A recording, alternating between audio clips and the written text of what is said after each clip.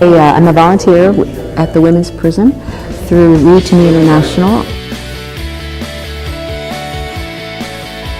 Read to Me International was already in the prison, and what they did was they had books, and women could come in and read the children's books, and if they liked it, they could take it and they could mail it to their child. And then Judy, she said, why should they be taking other people's stories? These ladies could write their own story. So that's how it kind of began. And like I said, all of us are retired educators.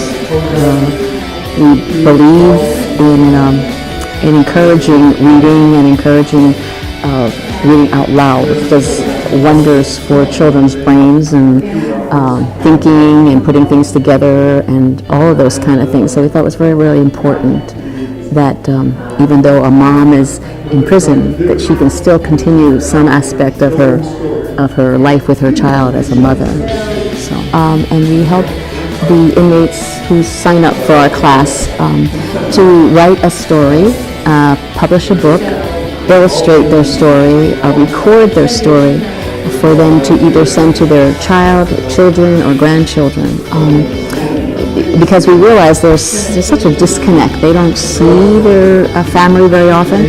Many of the women at the prison are from outer islands, so their families can't even afford to fly over for a visit and back.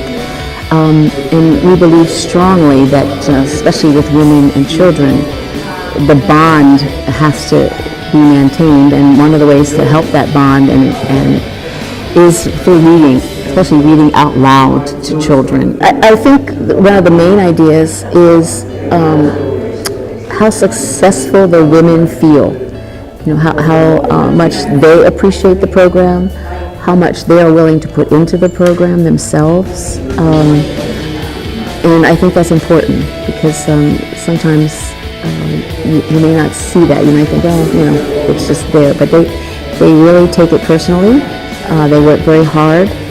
They feel good about themselves at the end. Now, how much lasting change that does, I don't know. I've only run into a couple of them. But, just meeting them on the sidewalk or in the Safeway doesn't mean that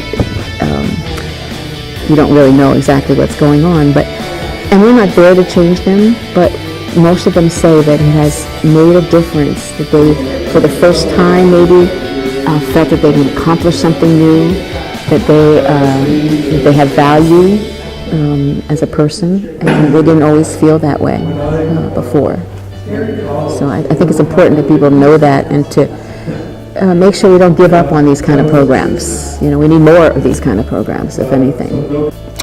And I think the other thing is to get the message out there to everybody, to parents, to people who could afford to give, to people who could afford to volunteer, just to get it out there and say how important it is.